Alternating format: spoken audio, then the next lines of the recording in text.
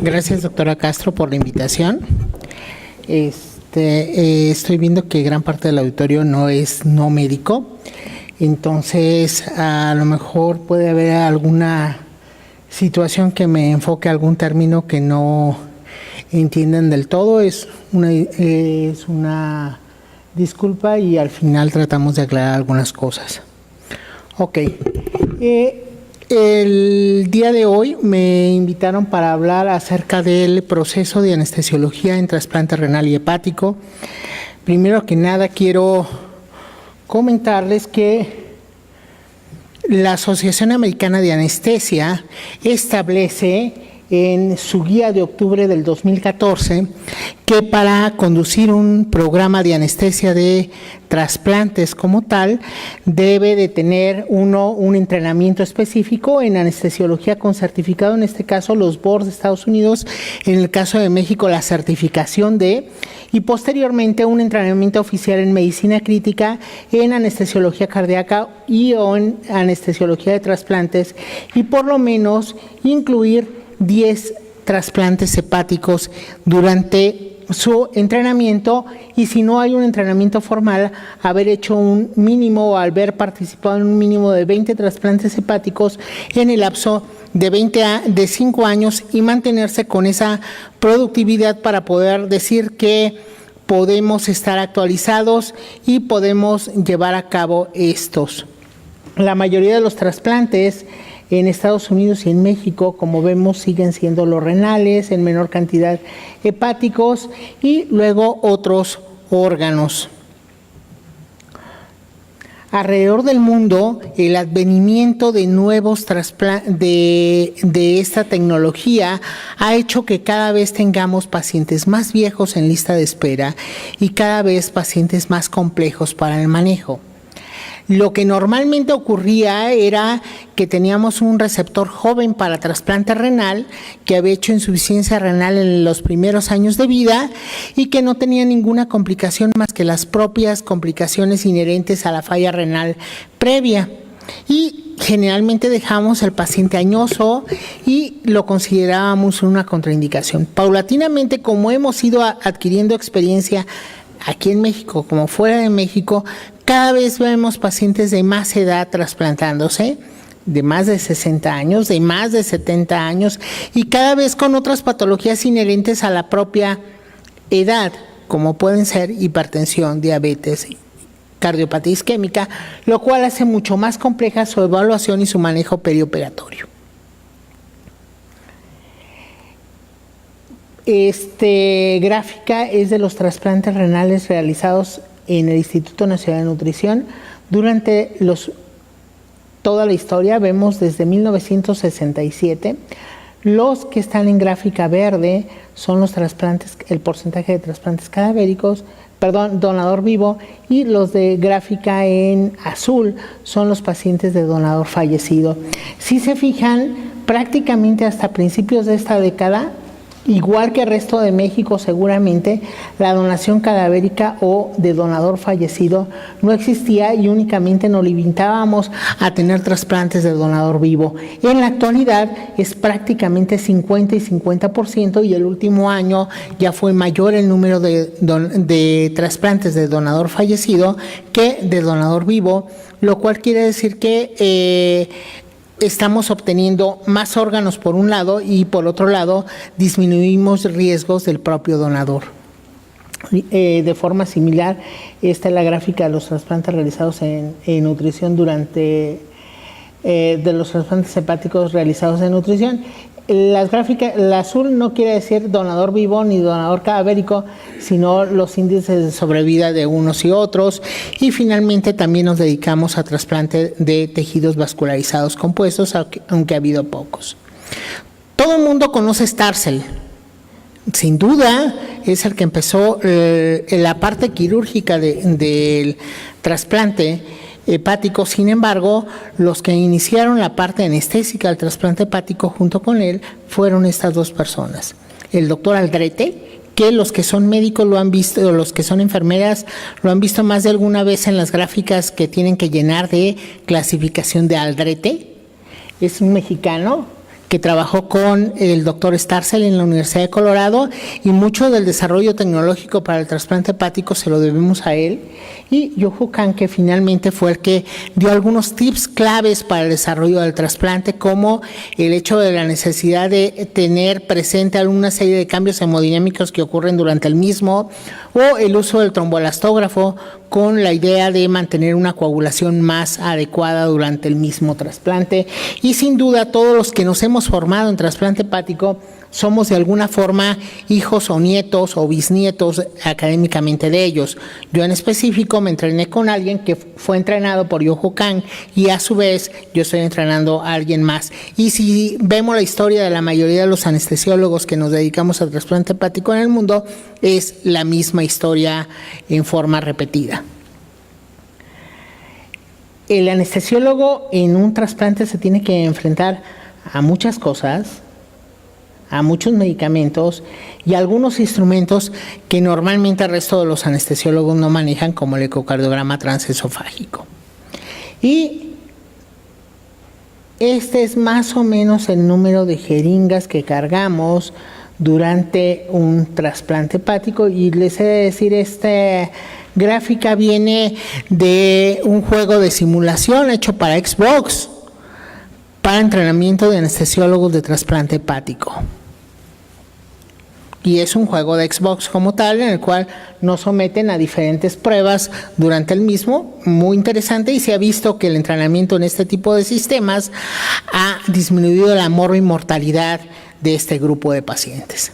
De la misma forma, lo que se ha visto y se tiene bien claro es que mientras más número de exposición tengamos a trasplante, mayor éxito del mismo tenemos. Y así, específicamente para anestesia, cuando tenemos una exposición menor de 10 trasplantes, nuestra mortalidad y nuestra sobrevida al injerto es mucho mayor que si pasamos esta línea mágica de 10 trasplantes. De ahí la necesidad de que por lo menos nos hayamos entrenado durante 10 trasplantes para poder realizar el siguiente. Ok. Decíamos que cada vez es más frecuente tener pacientes que tienen otro tipo de patologías y que son sometidos, por ejemplo, a un trasplante renal. Y no es raro ya el que llegue con cardiopatía isquémica. Sabemos que el trasplante renal es el tratamiento de elección en los pacientes con enfermedad renal terminal, pero la enfermedad renal mejora la sobrevida a largo plazo y la calidad de diálisis, y el éxito depende de factores relacionados con el donador como comorbilidades del paciente. Cada vez hemos incrementado el número de pacientes de edad avanzada en lista de espera, y finalmente en la actualidad la enfermedad cardiovascular es la principal causa de muerte de pacientes en diálisis.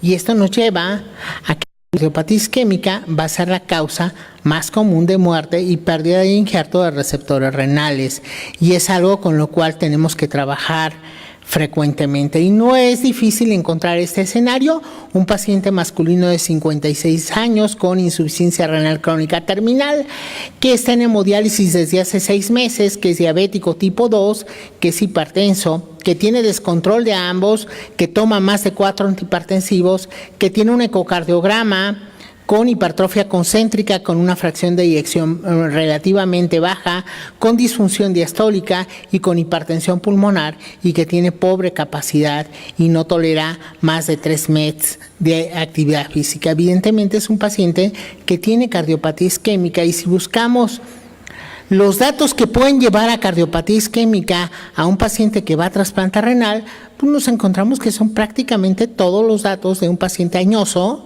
que va a trasplante renal.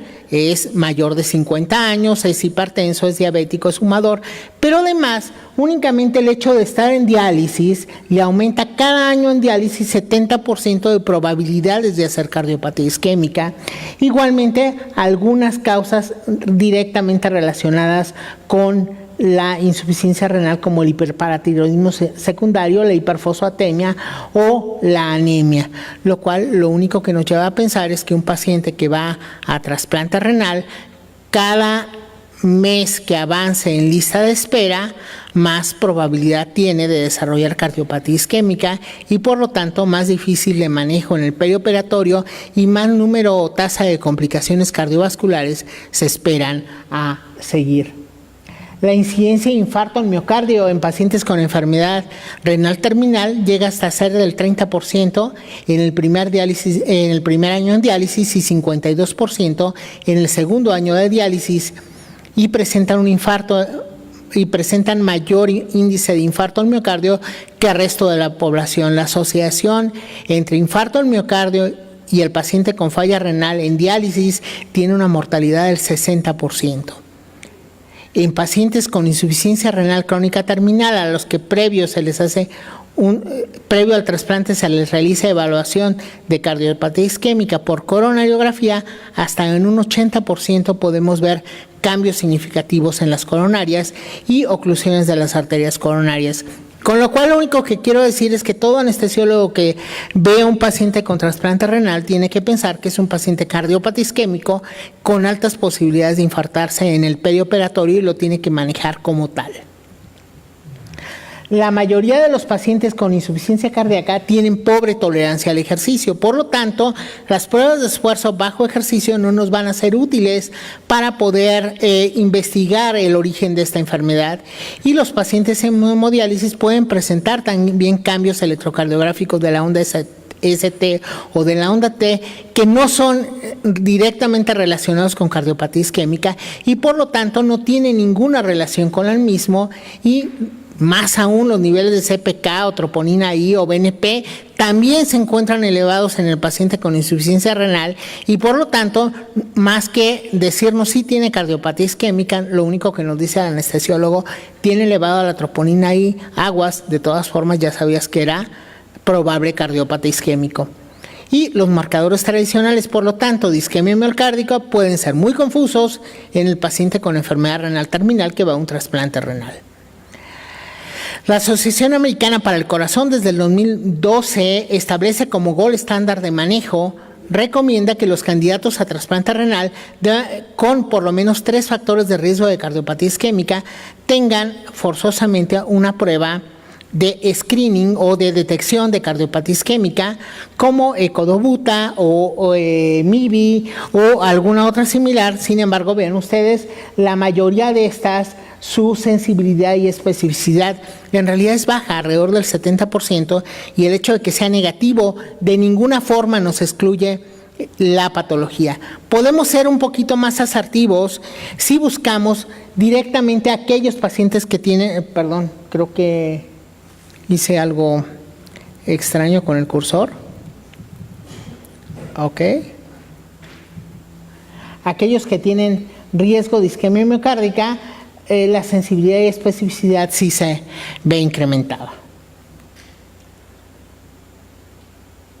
Y por lo tanto, en la actualidad lo que se recomienda es que hay que hacerle una prueba de estrés a todos aquellos pacientes que tienen diabetes, antecedentes de enfermedad coronaria, infarto, angina, falla cardíaca o arritmia, valvulopatía, y o tienen por lo menos 2 o 3 de esos factores de riesgo, que muchos de ellos ya veíamos que tienen más de un año, más de 60 en diálisis, más de 60 años, hipertenso con hipertrofia ventricular izquierda.